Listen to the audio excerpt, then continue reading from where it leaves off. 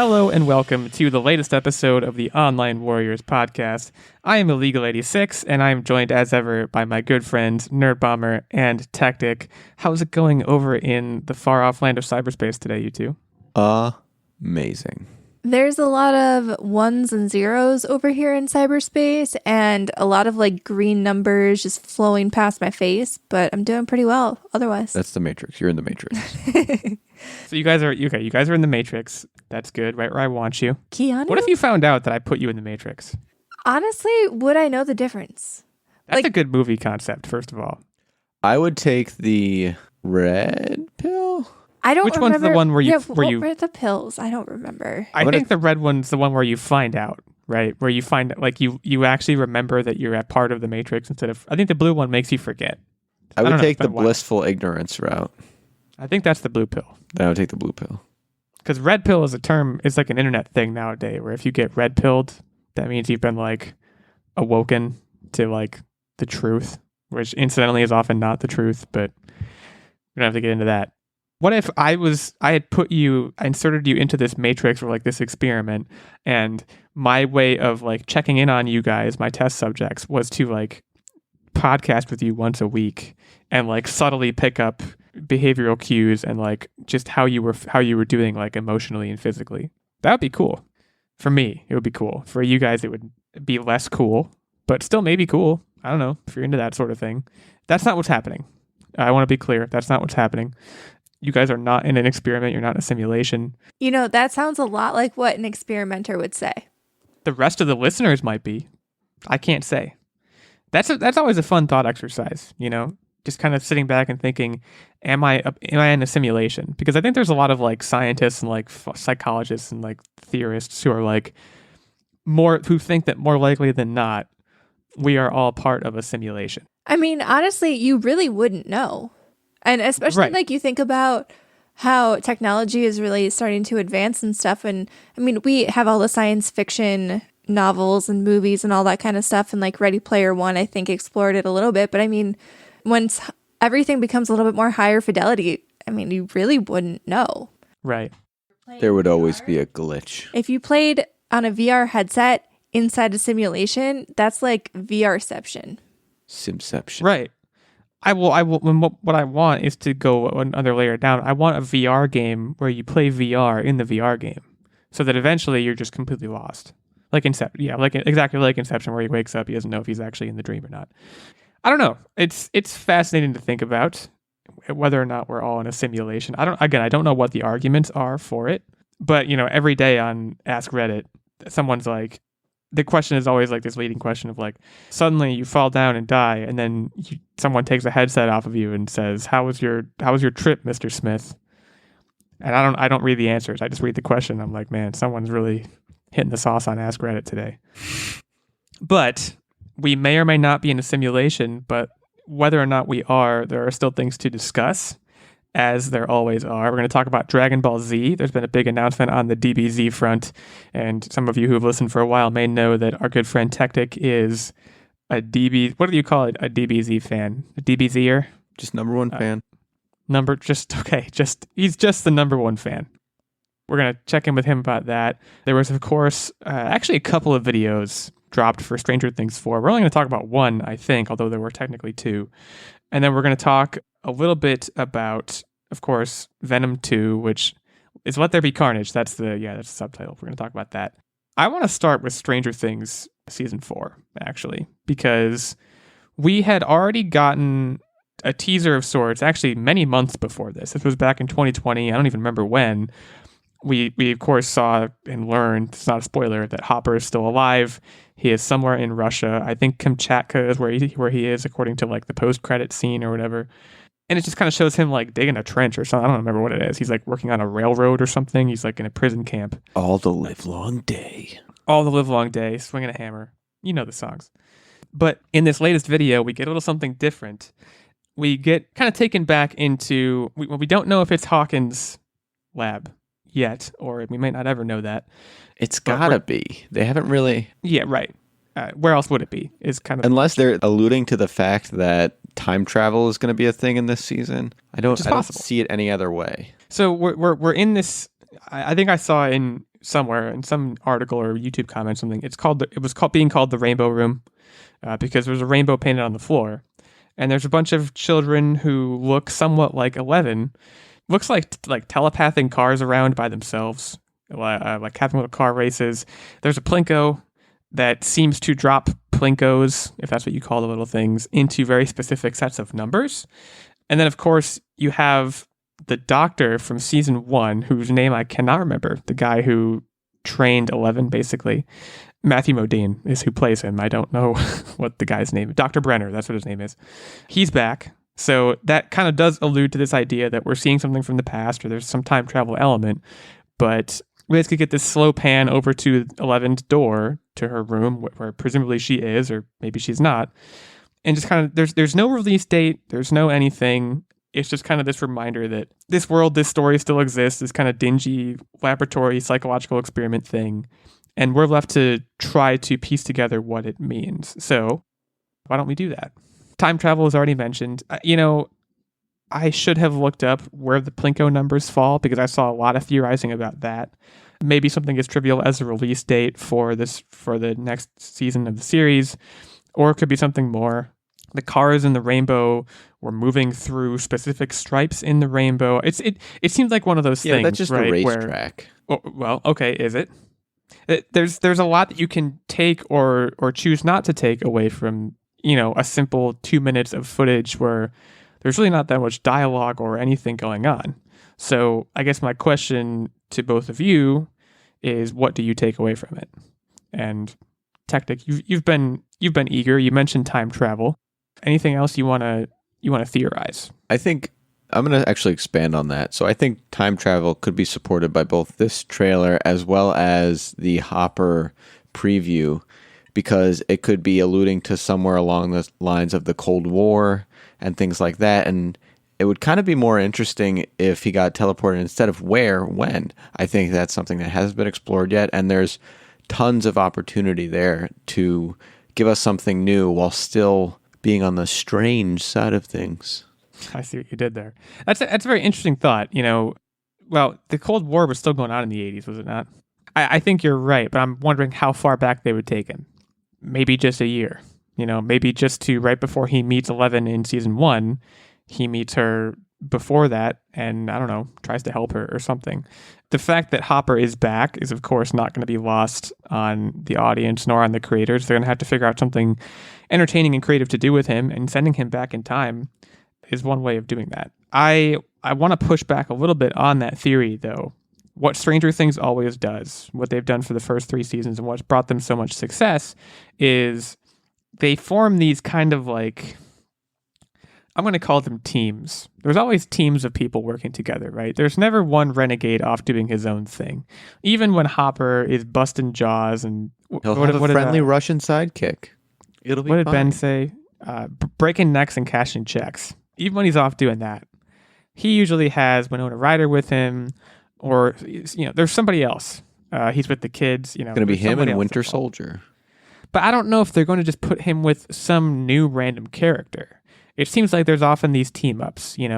Steve. They put Steve with a new character in season 3, but he was also, I believe, was he with Dustin? Yeah. I think he was with Dustin. So they pair up these people that have good chemistry, and when you take Hopper out of that and put him by himself and, I don't know, force him to have chemistry with a Russian guy and nobody else, I don't know if I see that.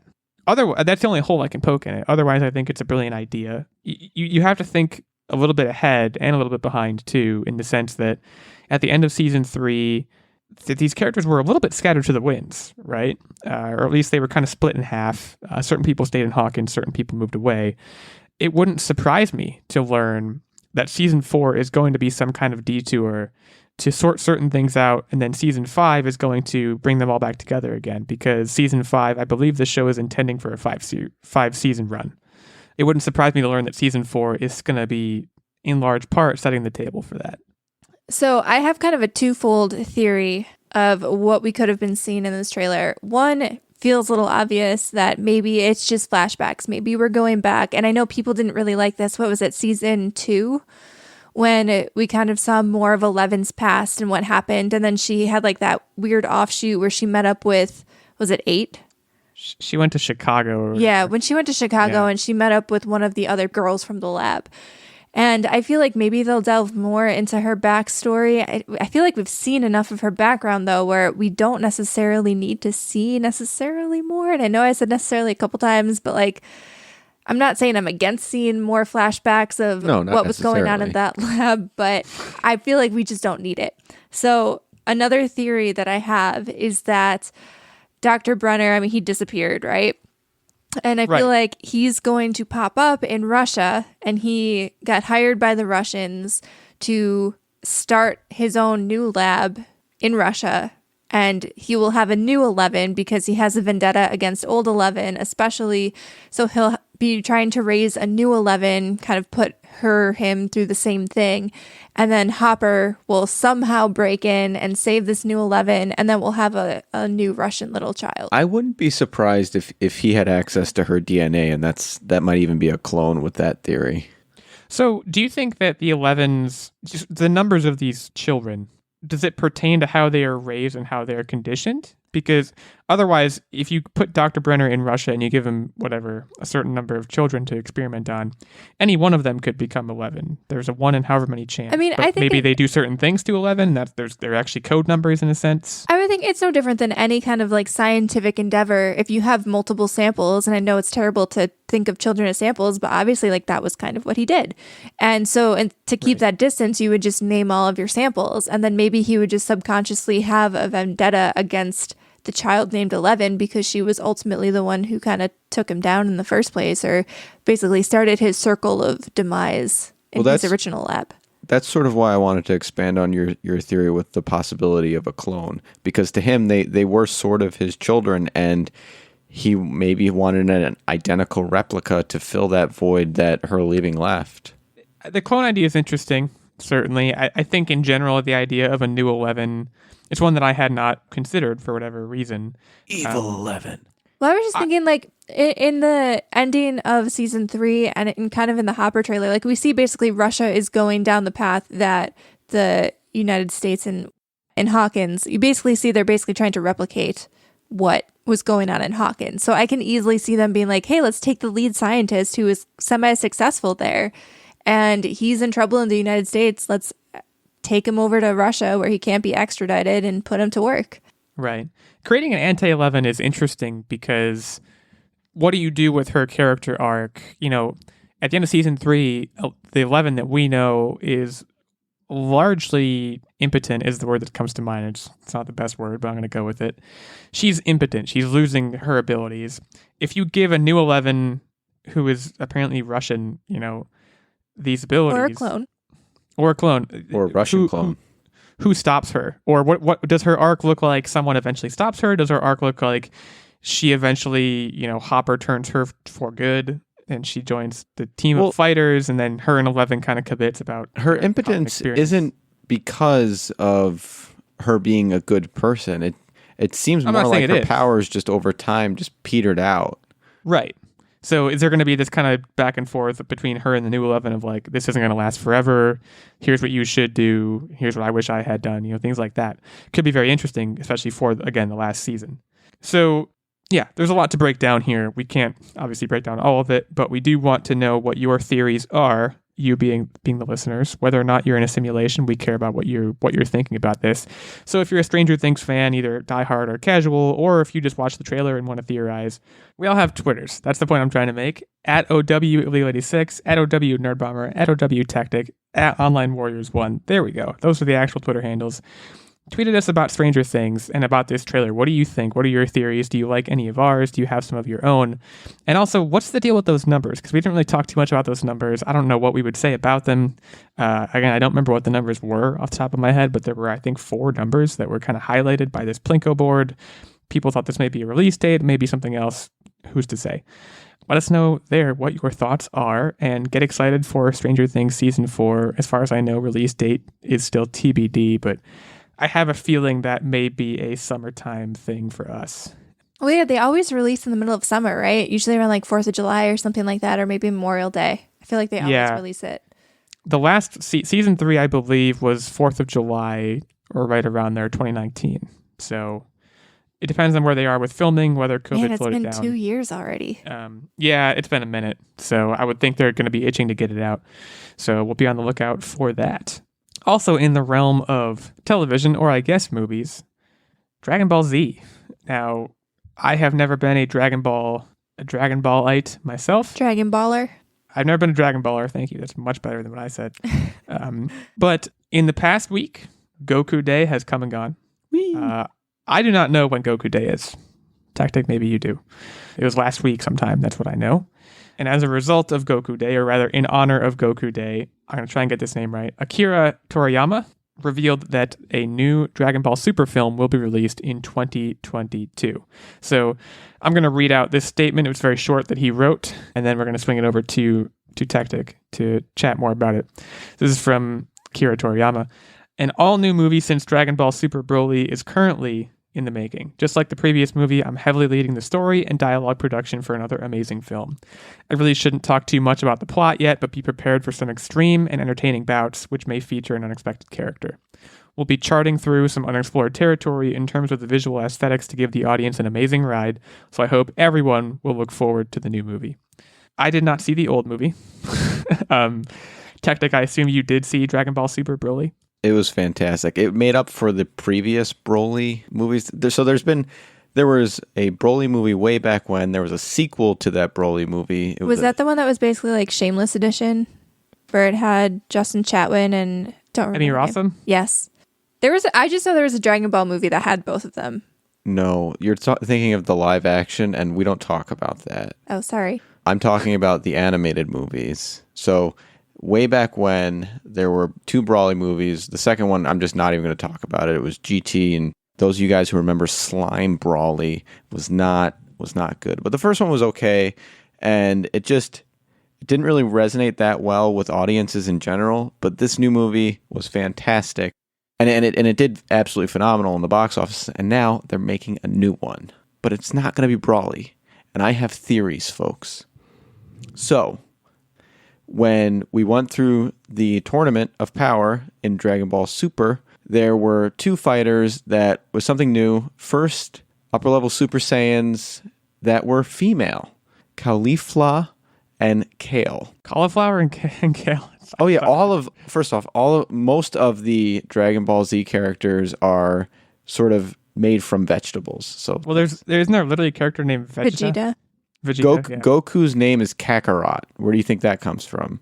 Carrot. That's very interesting. I never noticed that until now. Okay, you said so those names. I think this new movie is really going to be centered around them because first female Super Saiyan character, Kale specifically, has really made a lot of parallels and comparisons to Brawly. And so to kind of come off the hype coattails, so to speak, of their success, it would only make sense for them to focus on those characters and their backstory and expand upon them in this world.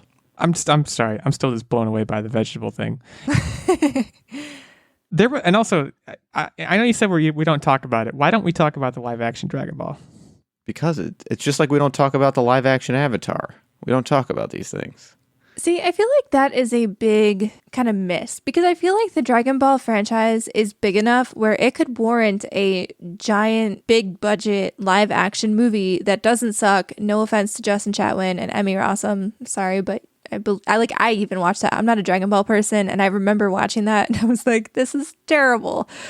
I feel like you could give us something almost like Mortal Kombat, just this big action fighting movie. And I know the jury's still kind of split on whether Mortal Kombat was awesome or not. I thought it was fun. And if you could do something that catered to Dragon Ball fans enough, but made like a live action super awesome movie. We have great CGI these days. No. Why not? There's something to be said about the art style of Dragon Ball Z. That's animation style. That's right? I mean, that's fair. That's part of why I watch it. I don't really want to ever see a live action anyone. But ever. So to kind of poke a little hole in that, the Pokemon television series and movies I mean, the art style kind of went downhill for my personal taste, but the original anime and the original animated movies I thought were top notch. And I was like, I don't think this would do well in live action. And then Detective Pikachu came along and completely changed my mind. But it was still very cartoony, right? The characters. And it wasn't really true to the Pokemon. It was sort of this spin-off thing. So I don't really want to say that that's a Pokemon. And we don't really need to get into this tangent because you guys are just upsetting me. Live action Dragon Ball Z is not a thing. Well, just stick a pin in it. I have to agree with Nerdbomber in the sense that Dragon Ball Super it's Brawly.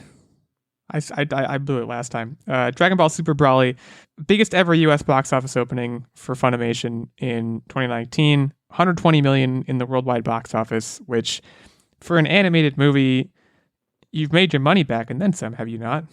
It seems like such a powerhouse franchise, and like I am not a Dragon Ball fan, but it's been around ever since before I was born, I think, and it just seems like it has staying power. So, and that's why I'm kind of that exact statement is where I'm supporting my basis of what characters we're going to see a background on.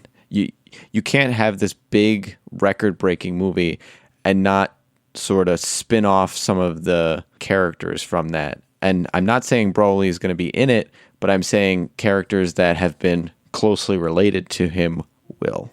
Okay. Well, 2022 is right around the corner. This is very exciting for all DBZ fans. Every time I think of DBZ, what do I think of? It's over 9,000, right? What's his power level? It's over 9,000. Who says that? Is it Vegeta? Yeah. Am I wrong? Did I get it right? Yeah, you got it. But I thought you said, did you say Vegeta or Vegeta? I meant to say Fujita. Okay. Is that wrong? Yeah. So I don't want to like totally derail the conversation, but somehow I don't really understand how it happened, but Dragon Ball was like the one gaping hole in my both adolescence, I guess, and nerddom. Because as a kid, I feel like it was really big, but I just never got into it. It was all about that after-school Toonami action. Yeah, and I just watched Pokemon again. I don't know what I was doing. Because if you were going to ask... You were into none of the major cartoons. If you were going to ask, like, what was my biggest gaping hole in, like, nerddom when I was younger, it's for sure Pokemon. Everyone who's listened to the podcast for more than 5 minutes knows that I don't know anything about Pokemon. I don't know anything about Dragon Ball Z. I want to say I think I know what I was doing. And this is going to sound like a hoity-toity, snooty answer. I'm pretty sure I was reading. Like, I'm pretty sure I was off in the corner. My brothers were either watching Pokemon or playing it with, like, playing the card game or the video game. And I was probably, like, reading, I don't know, Magic Treehouse to start, and then something else after that. And eventually I just kept reading forever. And then also, in terms of after-school television, I was watching, like, Boy Meets World, Sister. That's fair. Stuff like that. Just the Toonami thing. I mean, I was never even a Saturday morning cartoon person. When I woke up on Saturday morning, I went to play video games. That was what I did on Saturday morning. Yeah, you don't really have an excuse. But, I mean, to Nerdbomber's point, in the entire series of the show, there was only one single badass female character. And that is why I'm really, really hoping that they do this. Right. Because and it seems they need to diversify their portfolio. All she has right now is Android 18. To gain... Think about how many fans you could gain with a strong female. I mean, it's the same thing that Star Wars tried to do. And right? Bulma doesn't count, nor does Chi-Chi, because they're just kind of support characters. I don't... Chi-Chi? I'm just saying, people in the comments do not tell me they count, because they're not like main fighters. You could be making these names up at this point, for all I know. I would assume you wouldn't do that, though, because this is a podcast. We have listeners. But yeah, I would think a strong female character would pay put asses in the seats. Yeah, not just in a financial sense, but just it's also just the right thing to do. But I will be curious to see, even as an outsider in the Dragon Ball universe, it is the kind of thing where on paper it should be more of a mainstream, especially in terms of nerd culture kind of thing. I know it has its following, but in terms of buses that I didn't get on, Pokemon is the double decker and Dragon Ball is the yellow school bus, so to speak. So we will see. But if you have any questions about Dragon Ball Z, direct them to Techtic, because if it hasn't been made clear, I ain't gonna know anything. I'm just gonna forward you, which I'm happy to do. Hey, up until like 9 years ago or whenever, I thought that the black-haired guy and the yellow-haired guy were two separate characters, and it turns out they're not. You guys make me sad. Are they both? They are both Goku. They're both Goku. One in one form, yellow hair form, and then I also realized I was pronouncing this wrong. He goes Super Saiyan, which is really Saiyan, not Cyan. Basically, I was just like grating on Techtic's nerves every time I would ask him questions about the show. I can hear the blood pumping through his veins from over here in the other far reaches of cyberspace. I can tell he's getting angry, so we should move on. Don't upset Techtic, guys. You can hear the blood coursing through his veins. Yeah, we're going to move on from Dragon Ball Z. We're going to take a short break now to shout out one of our sponsors, and we'll get back to talk about Venom 2. But before we do that, of course, Patreon producers, our loyal knights, take a bow. You know, I've been watching Game of Thrones. I'll get to that in the update later on in the show. Whenever I see the knights, I think of ours, our gallant, bold heroes with their suits of armor and their dragons on the chest plate or lions or whatever you want. Maybe it's a video game controller for our purposes. Who's to say? Ben Checkness, Stephen Keller, take a bow. Our hearts go out to you on this night. We thank you for continuing to support us, giving back to the show, keeping the lights on here. It is because of you that we're able to continue doing this. So Ben and Steven are night level supporters on our Patreon. If it hadn't been made clear, me talking about knights for 5 seconds. They support us at the night level, and as a result, they get this producer shout out. They get input into our weekly game segment, which later on, I think Techtic is hosting. I don't even know what it is this week. Very excited about that. They also get access, of course, to the monthly secret segments and vlogs. They are knights. They're the coolest. You want to be a knight? If you can't be a knight, you can be a squire, which I think squires, we've never talked about this on the show. I think squires are like the people who bring stuff to knights. Like they're like the knights like fetch my sword and the squire does Knights it. in training. Right, knights in training. You wouldn't have to fetch Ben or Steven anything, but you would get access to the monthly secret segments and vlogs. You can also be a page, which I don't know what the pages do either, but they get access to the monthly secret segment. So for more of the details on any of those support tiers and to give back to the show, we would super appreciate it. You can go over to patreon.com/onlinewarriorspodcast, grab more of the details over there. Thanks to Ben and Steven. We'll take a short break now to shout out a sponsor, and we'll be right back to talk about Venom 2.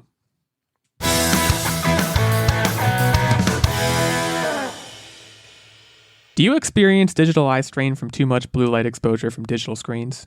Baxter Blue glasses are not your average frames. These blue light lenses filter 80% of the highest energy blue light, eliminating 99% of glare. The past year, we have all been glued to our devices more than ever, and I experienced a tragedy over the weekend. I picked up my glasses to put them on, and they just broke. I didn't bend them, nothing. Just they're old, they broke. But the way I see it, and perhaps thanks to all these constant reminders from Baxter Blue, I feel like this is an opportunity for me to reduce my own exposure to blue light by potentially getting blue light filtering glasses like Baxter Blue's and reaching out to Baxter Blue to see if we can get that done. Our exposure to digital light has soared, and our eyes and our sleep are suffering as a result. Baxter Blue is also a force for good and provides a pair of reading glasses for someone in need for every pair sold. This is eyewear built for our digital age, and Baxter Blue is giving our listeners 10% off your next purchase of blue light, sleep, or kids glasses. Click the link in our show notes for your exclusive discount. This is the sign you have been waiting for, and apparently the sign I have been waiting for, to invest in blue light glasses. We know you will love your Baxters, and we know that you will feel the difference.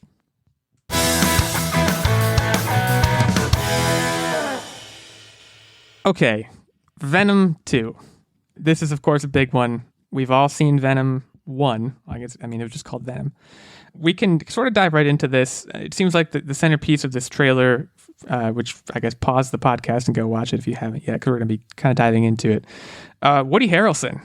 I mean, come on. Who doesn't love Woody Harrelson?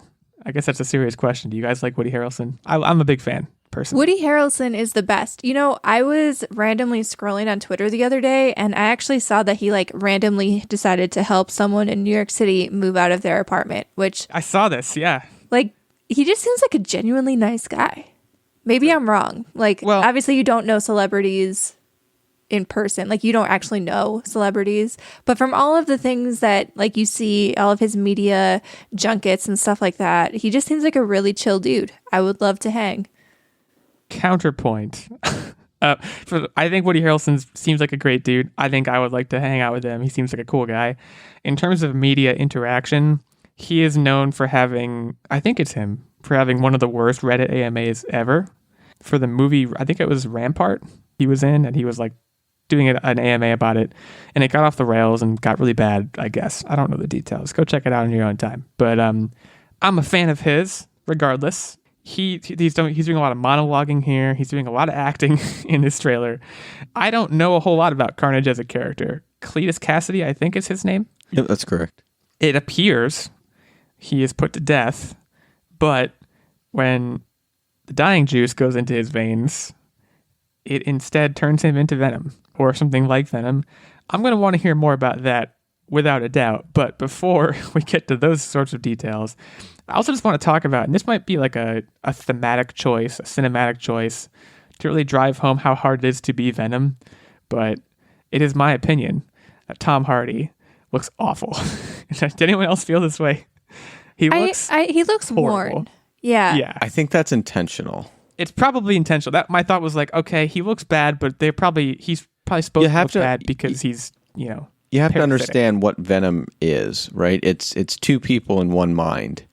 And right. No different than really Deadpool, where that drives a person to psychosis, trying to juggle two different personalities. I think the disheveled look was intentional to fit that mold. Right. At minimum, it's exhausting, right? To be constantly, I mean, one of the first things we see in the trailer is he's making breakfast. Venom is, quote unquote, helping him make breakfast. It does not go well, to say the least. So, needless to say, he looks rough. But he's going to the convenience store, talking to the cashier there. Venom apparently is talking back now. I don't remember what kind of resolution we got to that whole kind of mini plot line. So I believe what we're hearing, by the way, when he's talking back is inner thoughts. We're exclusively hearing the inner thoughts, and it's not this outward projection of vocals. Right, because you would think the cashier would be like, "Hey, what the heck?" So there's definitely some comedy going on, but I want to talk about Carnage now. Techtic, I know you've been my guy this whole episode. I've been coming to you with questions. What's the deal? Is this another Venom? Has he been injected with the ooey gooey stuff? I don't think the death juice was the symbiote. I think he already had it in them, and what they showed was rather the symbiote plugging the feed. Oh, right. It's red versus green, I think. And I think so. And a little bit of backstory about the Cletus Cassidy character. He's a sicko. He's a serial killer. Loves murdering people. It's his thing. So in the fashion of showmanship, when are you going to reveal yourself? You're going to do it when all these people are ready to watch you die, right? Right. Because you're a sicko. Gotcha. And so that's why I think we saw what we saw. As far as the parallels between him and Tom Hardy's Venom, or Eddie Brock, in my opinion, is really a good guy struggling with dual personality disorder. And as you can even see it in the Venom comic books, as he progresses to gain control, he really becomes this sort of anti-hero, especially in the Agent Venom comics, which, by the way, if you haven't read those, I recommend it. He's basically a full-on superhero rocking with the Guardians of the Galaxy. It's a good time. And honestly, I hope we get a live action of that, side note. But that's the biggest parallel. So one is going to be constantly towing this line to work with one another, Venom, and then whereas Carnage is just going to fully embrace the destruction and elevate the psychosis that he already has as a baseline. Right. So it's juxtaposition, and you're saying that because Cletus Cassidy is already bad, the symbiote goes in and just aggravates that quality. Yeah. Now, it's funny because that sounds familiar in this. I'm going to go back. I know that's not what this is about, but Spider-Man 3. I knew you were going to go there. Eddie Brock was that guy in Spider-Man 3, right? He was the guy who was kind of a dick, and the symbiote. There's even dialogue in the movie that's like it takes your certain qualities about you and just exaggerates them. And Eddie Brock was a dick, so he got symbioted and turned him into a dick. Big dick. He was a big dick, and then Peter Parker, it turned him into like kind of a dick for a little while. But that's the thing. That's why I didn't like that whole symbiote thing. It was like, I'm a symbiote and I only elevate dicks, like the dick part. Please edit that out. It's Nope, that's staying. It's staying in. I don't know, but that's a good question. Has there ever been someone who's been symbioted who has it's exaggerated the good parts? I don't know what sort of life this symbiote has had. So it doesn't exaggerate the good parts per se, but rather it wants to take control of its host, right? And right, it's a parasite. If it has bad parts, it's going to leverage that to bring out what it wants. I see. I don't want to say that it only elevates just the bad, but there's sort of a working relationship there that has to be done to do it right. Is it a sort of thing like a survival of the fittest, because they don't want the host to die? And is it like this Machiavellian, like if they're a dick, they're more likely to survive? I love the Venom side of it, because it became a full-on symbiotic relationship with them, because Eddie Brock I believe it was Eddie Brock. I can't remember if it was Eddie Brock or Flash Thompson, but he was like paralyzed. And so Venom loved being with him because they got along and it gave one another purpose, whereas he got the ability to walk and be mobile and have the use of his limbs again. And so it became this partnership, whereas, things like Carnage, it's just this destroy and spread MO, which again is more of the parasitic nature as opposed to the symbiotic nature. Amazing name for a character, by the way. So I believe, right, and I maybe when I researched it, maybe I read it wrong, but I believe that the symbiote between Venom and Carnage, like there's a link there. I don't know if they're part of the same symbiote or what, but I believe that there's some kind of like mental link there between the two characters, because there's a certain reason why then Carnage kind of wants to come into contact with Venom, because I believe at the end of the first movie, that's when we're first introduced to Carnage, and he seems like he already wants and has some kind of connection with Venom, but like I don't really see Eddie Brock knowing a serial killer, you know what I mean? So Techtic, you might have covered him, like, because Eddie Brock is a photographer, reporter. Which one is he? I thought he was a reporter. He might be a reporter, whichever one. Yeah, he may be covering him. I mean, in the trailer, I believe it looks like they meet each other in prison. Like Eddie Brock goes to prison and is like, "Hey, dude," and Carnage is like, "Yeah, man," and they have a chat. I don't know. I'll let Techtic answer more to that, I guess. But yeah, Techtic, as the comic book guy, do they have some sort of like mental link because they have similar symbiotes? It seems like they're telepathically communicating over vast distances. Like a Harry Potter Voldemort situation. And that, I guess, would kind of make sense with the king of the symbiotes can kind of communicate with all of them all over and control everything. Like a hive mind? Yeah. So the linkage doesn't seem far-fetched to me. And I think that's what we're going to see. I think it's almost going to be this pull force where they're being drawn to one another. And if you go back to the old animated series on your Saturday morning cartoons, they all hung out in a sewer together. They were like besties, Venom and Carnage. Kind of like the Teenage Mutant Ninja Turtles, except instead of turtles, they were symbiotes. And they wanted to take down Spider-Man. Carnage, we only saw Carnage once in the trailer. We saw a lot of Cletus Kasady, not a whole lot of Carnage. Is it just me, or does he look like, was it the lighting? He looked like chewed bubblegum. Like, I think the color is... So Carnage is lanky and likes to sort of it... Carnage's picturesque image in the comic books is this almost umbrella-like form where it spreads out to look big, whereas Venom is more short and stocky of a build and doesn't mess around with that shenanigans. But what color are they? One's red, one's like bluish black. Yeah, Carnage is red. Carnage is red. It might have been the lighting. I was like, he looking like chewed bubblegum. Red makes more sense, certainly, than that. It's a more menacing color in general. I'm excited for this. I mean, a question that I'm sure is on everybody's minds. I doubt the answer will be yes, but do we see Spider-Man? No. Can we? I'm trying to think contractually we even can. I almost think it's better to not. Like, the more you tie into the MCU, like, this is very clearly meant to exist outside of the MCU. And I feel like just leave it be. Explore this super interesting character, and maybe down the line you connect them, but I would prefer you just didn't. I don't disagree. I figured it was a question that needed to be asked. A lot of people will be asking it. But yeah, I don't disagree. I can't imagine Tom Holland functionally interacting with these characters, if that makes any sense. I think it would just be a little bit bizarre. I think he's much more at home in the MCU than he is Would you here. say he's far from home? I would say he's homecoming. What's the next one called? Didn't they announce what the next one's going to be called? No Way Home. It was No Way Home. No Way Home. That's right. And there's no way that Tom Holland will be here, in our opinion. But we want to know what you thought of the Venom 2 trailer. Hey, Tom Hardy, how about that guy? Woody Harrelson, how about that guy? Let us know what your thoughts were. We mentioned the handles on the Twitter. There's a lot to be discussed there. It's what are you up to time. It's time to learn what we've all been up to. I know I went first last week, so I'm going to defer. And look, ladies first. Chivalry's not dead. It's alive and well, here at least. Nerdbomber, what do you have for us this week?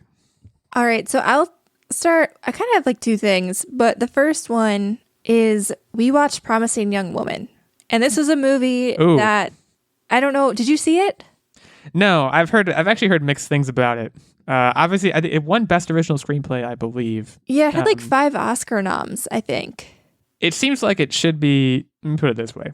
It probably should be required viewing, but I don't think it would be fun. Is that a fair assessment of it? It's not a movie I'm excited to watch, but I feel like I should. I think you should be, because hear me out. Up until probably the last 15 minutes of it, I got hardcore Batman vibes. I was like, this is a superhero movie. In terms of like vigilante justice kind of situation. And I would classify this movie as a dark comedy. Like at its core, there's a lot of wry humor. Like it's addressing a really serious and terrible subject, but doing it in a way that is darkly funny. And it's basically shining a light on this issue, but doing so in a way that keeps you engaged through the entire movie without totally feeling like you're down on yourself the entire time. And so for those of you who don't know, I feel like the movie kind of flew under the radar a little bit because it premiered, I don't know, did it go straight to streaming? But like movie theaters were still kind of closed at the time. And like, I was going to say, every movie these days has kind of flown under the radar in some sense.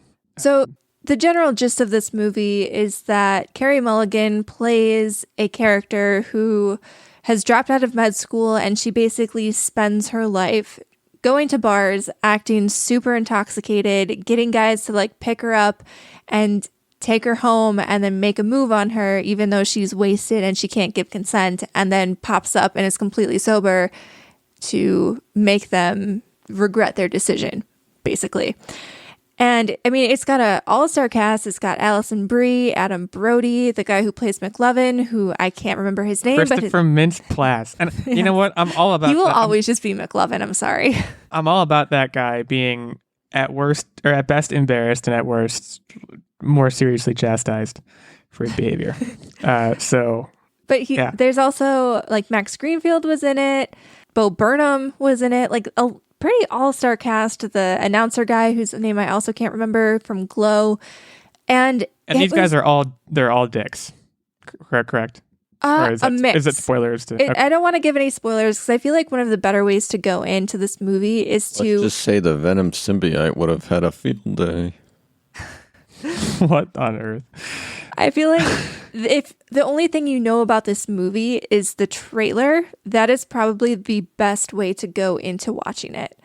And so I don't want to kill these guys. What does she do? I don't want to tell you that information. I don't want to give spoilers. Yeah, I will say there were lots of I would say twisty turny surprises. I don't know if I totally guessed where the movie was going. Like I guessed some parts of it, but the overarching, I guess, conclusion of the movie, I did not see coming whatsoever. The acting I think was amazing. I think Carey Mulligan probably gave her best performance that I've ever seen. She's done a lot of period pieces, and this is her first modern day story, I think, that I've seen her in. And I will say she had a great performance here. She managed to pull up deadpan dark humor and seriousness all in beats of each other. It was not a great fun subject matter. Right. You will leave this movie feeling like you need to take a hard look at society and what is acceptable in society at the moment, and even just what we see in our media. like we came off the heels of watching How I Met Your Mother, and there's a lot of stuff after watching this movie. I was looking back and I was like, wow, Barney Stinson did a lot of really questionable stuff if you look at it in the light of this movie. And in a lot of media, you just kind of gloss over it because you just don't think about it. And I think this is something that I know it also got mixed reviews.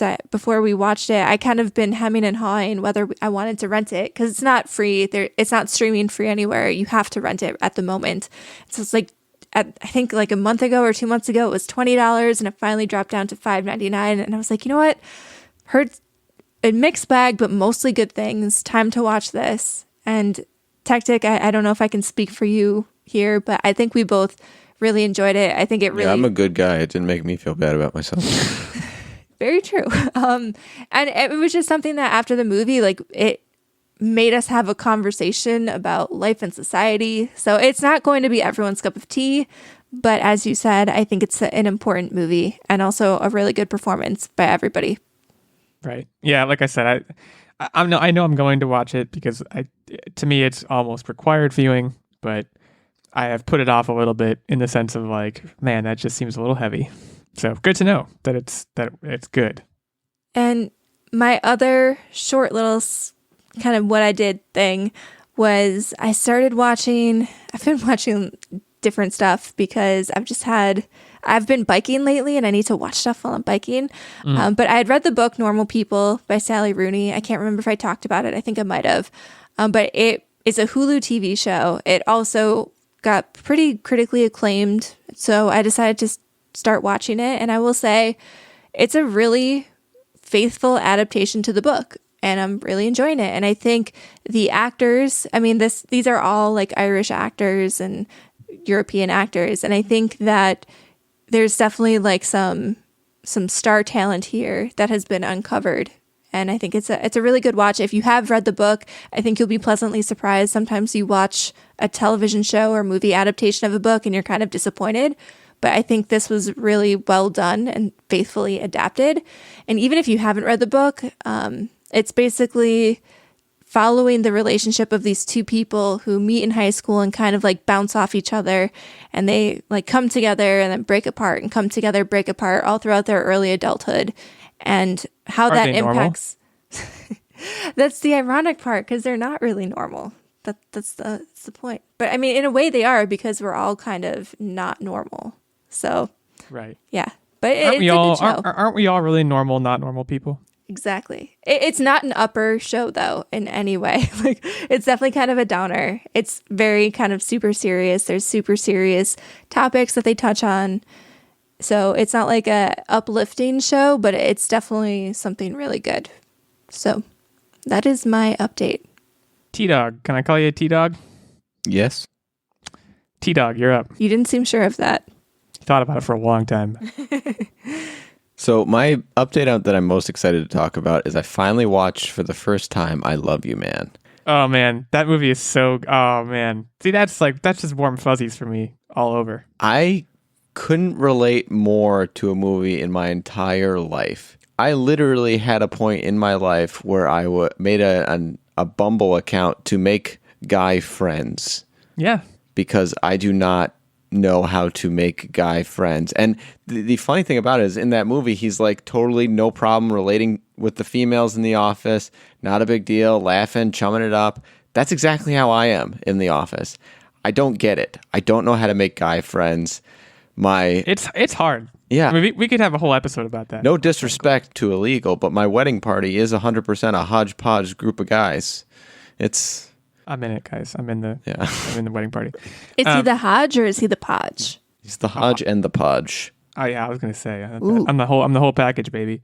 Paul Rudd is at his finest, in my opinion, in this movie. It is peak Paul Rudd, slap to bass, the whole thing. What's fantastic about it, even that exact scene is I looked over at Nerdbomber and I was watching and I was like, I don't think I would want to be a fly on the wall for my daily antics because it is uncomfortable to watch at times. And I do that kind of slap at the bass stuff on my own. Big and this time. is before even seeing this. I sing regularly whatever I am doing. You know, you do remind me a little bit of that character. The more as I go through it, the more I think about it. You're in there, man. You're in there a little bit. It's crazy how hard I related to that character in this movie, and just wow, honestly, just wow. But I mean, you got Paul Rudd, Jason Segel, Andy Samberg, Joe Lo Truglio. You got J.K. Simmons. There's so many good people in that movie. It's insane. It just hit the nail on the head. I'm so glad you watched it. I'm so happy for you, man. I'm so glad I watched it too. It was great. The crazy thing, so like, oh man, I watched this with my high school friends all the time. It was like one of our most quotable movies, and he had never seen it. And you know how Facebook gives you like memories and whatever? It gives you like memories. What you did like 9 years ago to the day or whatever. Makes me feel fine. So we watched it over the weekend, and then literally the next morning I get the notification like it was literally a quote from I Love You Man with one of my high school friends tagged, and I was just like, oh, wow. What was the quote? What's your favorite quote from that movie? I mean, there's so many. I don't remember what the quote was. I think because it devolved in the comments, and it was just like a back and forth of a bunch of quotes. So I don't remember exactly which ones, but it was like slap into bass. Oh, I do remember. It was why does everything I do make me sound like a leprechaun?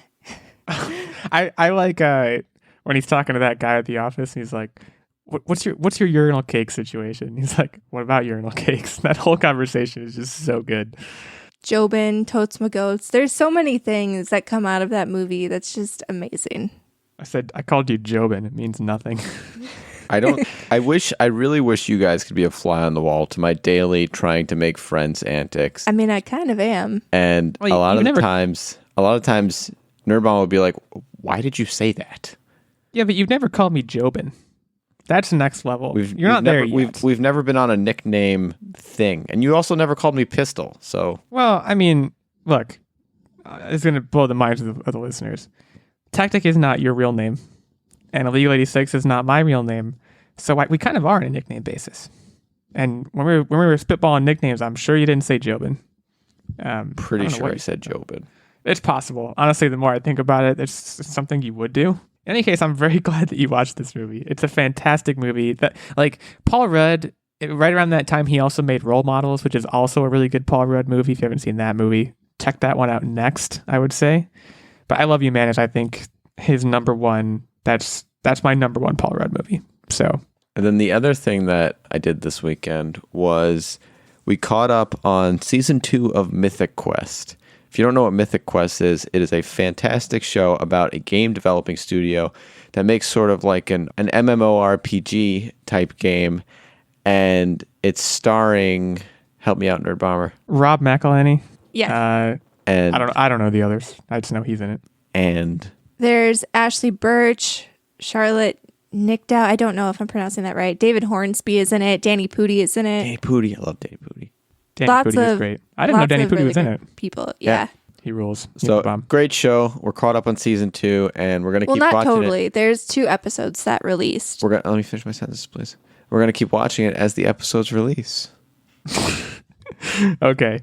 It's one of those shows, it's kind of like if you made, I won't call it The Office or Parks and Rec because it's a different style of show, but it's basically like that workplace style comedy, but centered around a game studio. And I will say, somehow in season 2, the characters got more well-rounded and fleshed out, it felt like. And I know there's only 2 episodes, so that could totally blow up in my face. But it's a really fun, kind of lighthearted watch.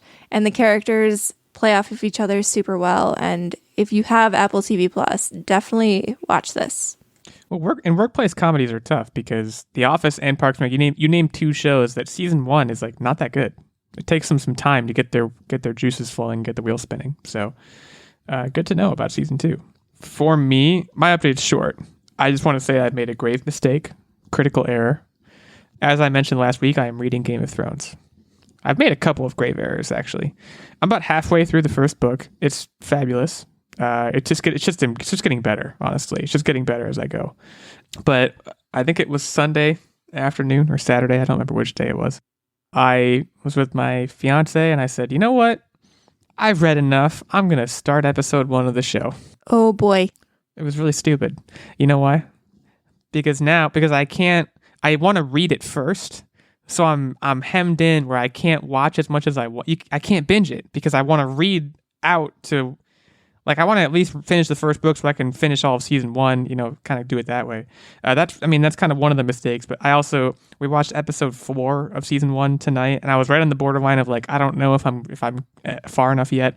And there were a couple of things. The timelines get kind of off, right? Because there's people over in Vastothrak and all the Dothraki people and everything. That's one kind of side of things. And there's people in King's Landing.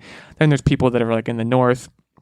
And I had read up to and past where the show is for 2 of those timelines, but the Daenerys timeline is actually kind of like getting ahead of the other timelines in the show.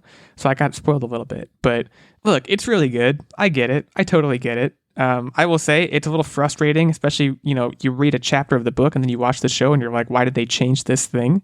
They've overall been very faithful, which I appreciate, but they've taken who is so far my favorite character and done things to him that I do not like. I'm curious, who's your favorite character? Well, I'll tell you who it is, but I want to take it with a grain of salt because it could change. All of these books, they all focus on different characters too. Like change the. Yeah, it's that one brother. I bet they twist. They twist and turn, and I'm sure the guy that I'm a fan of, he's not actually a good guy. Let me put it that way. Any guesses who my favorite character is? Yeah, it's the one brother that is a good guy.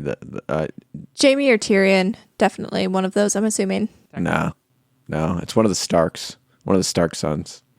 Tyrion Lannister is in the books far and away my favorite character so far. I feel like that is one. He is the most shrewd character. He always knows what's going on. That won't change, I don't think. And that's not a spoiler, but I think that character in particular is so well written and then in the show well acted that I don't think that will change for you.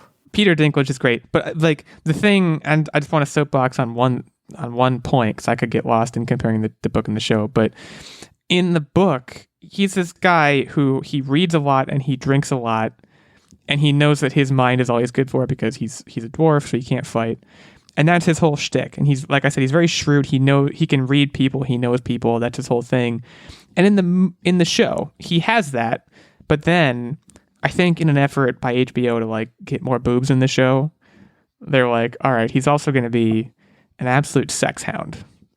And there's shades of that in the book, but they've taken that character like trait and exaggerated it wildly in the show and tried to make me not like him, if that makes sense. I still like him, but they're trying to make him this one-dimensional, like, I like boobs.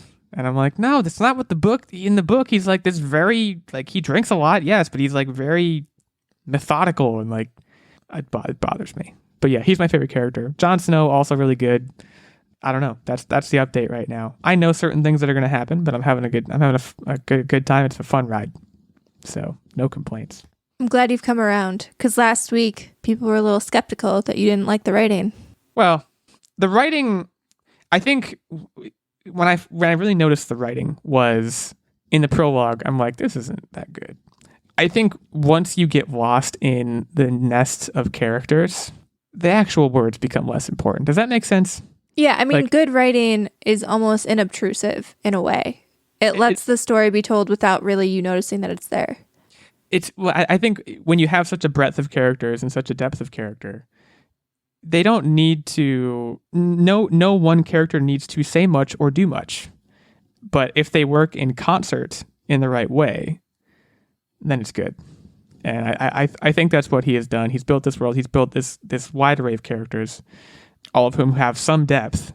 And at that point, how flowery the prose is becomes a lot less important. So, yeah, you got me, Twitter folk.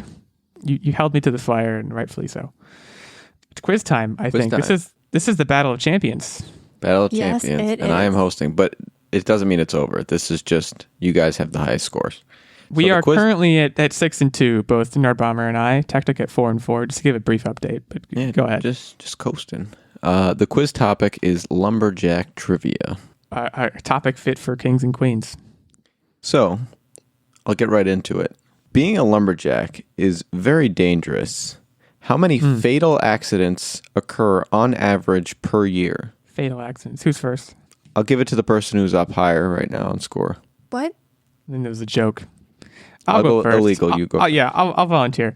We should get a laugh track in here because that was a very uncomfortable silence. Okay, that's close enough. That's pretty good too. So it's in the hundreds. I'm going to say 112, which I think is a conservative answer, but I'm going to say 112. So I feel like this has to be more because I feel like we're thinking that lumberjacking isn't this big industry, but if you think about it, anybody who cuts down trees, I think, is considered a lumberjack. And I feel like there are lots of areas of the world where people are lumberjacking, and we just all don't need know wood, it. right? So I'm going to say 1,500 a year. Wow. Think about falling from trees falling on OSHA you. would be disappointed in you. Illeagle was much closer with 132.7 per year. Wow, 0.7 people. It's an average. At some point, 0.7 of you dies if you lumberjack. Wow, I'm very proud of myself. 1,500. I mean, geez, no one would do it. It is like the most dangerous job statistically, besides like being the president, I think. But still. So, with that being said, of how dangerous it is, lumberjacks are often referred to as loggers. In the U.S., what is the average salary of a logger per year? 65,000? Way too high. I'm going to It's a say dangerous job still. I'm going to say $1 because I know you're too high. That's the only thing that matters. Yeah, no one wants to pay them, even though it's super dangerous. It's $35,000 to $49,000 a year. Very large range. Dear lumberjackers, I would pay you more. Get out while you can. I would pay you. Come work for the Nerdbomber logging company. If I had trees to cut down, I would pay you more. Right, there you go.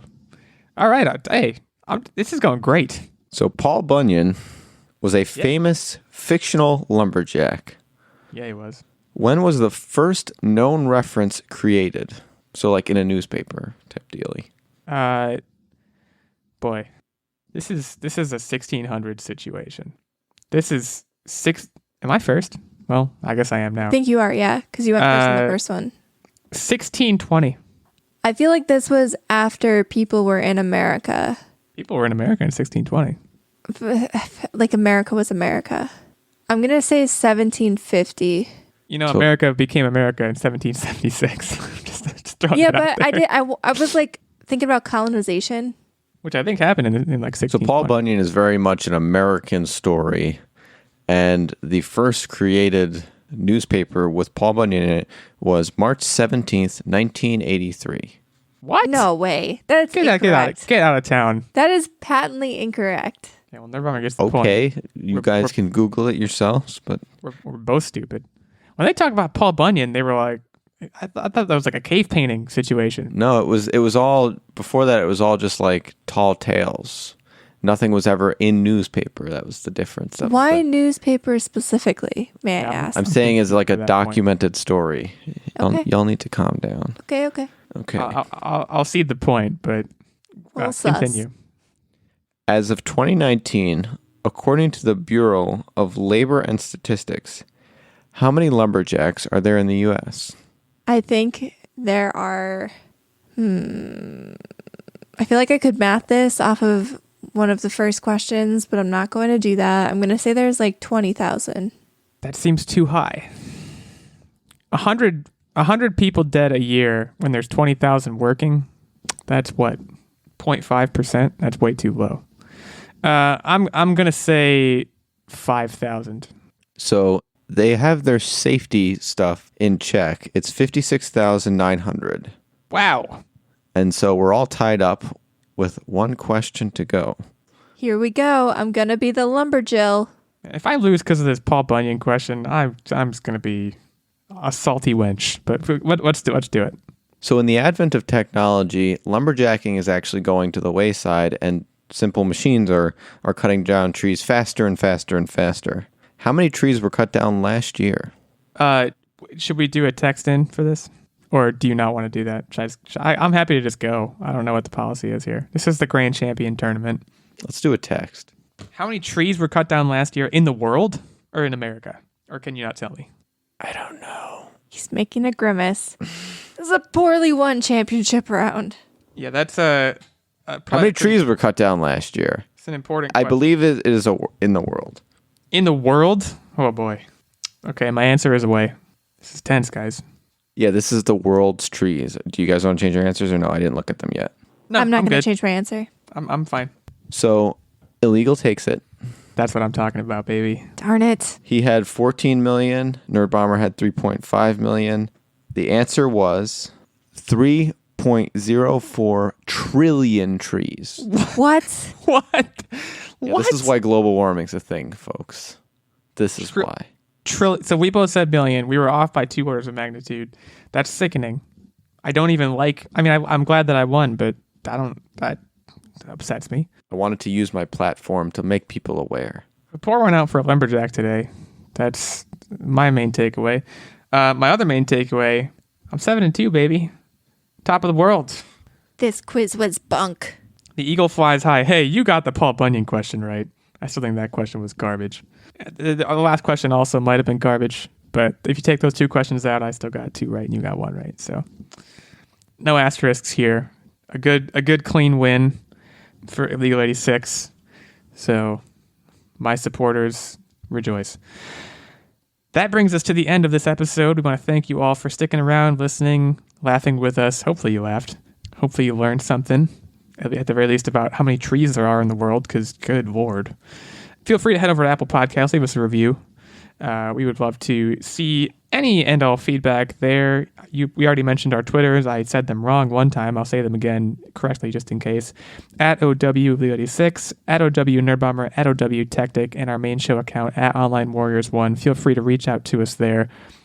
Thank you so much for being here. Tell your gardener. Tell your, I don't know, gardener is kind of like a snooty rich person thing to have. Tell your local lemonade vendor. Wow. Guys, we're digging deep, but summer is coming. The lemonade season's about to get very busy. They're going to need something to take their minds off of the crush of capitalism. So, Online Warriors Podcast. You know how to find us. You can tell them. Thanks to you for being here. We'll see you next week. In the not-too-distant future, following the rapid succession of World Wars III and IV, plus the hidden horrors of secret World War II, there is not much left. All that remains is a place where folks get together to read and discuss comic books. Sometimes they laugh, sometimes they argue, but they always record and upload their transmissions. You have found one of those transmissions today. Welcome to the last comic shop.